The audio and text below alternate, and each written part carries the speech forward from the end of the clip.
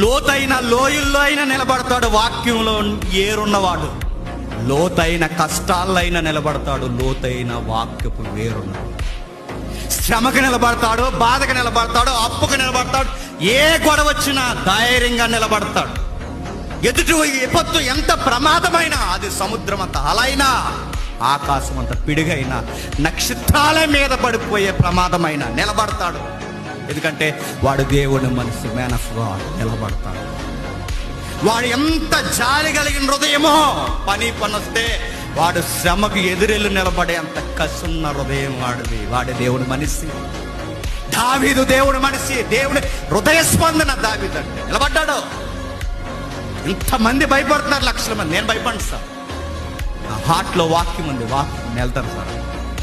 వెళ్ళాడు. వాక్యము శక్తి, దేవుని అనుభవం ఎలా ఉంటుందో చూపించాడు. తలకాయ పట్టి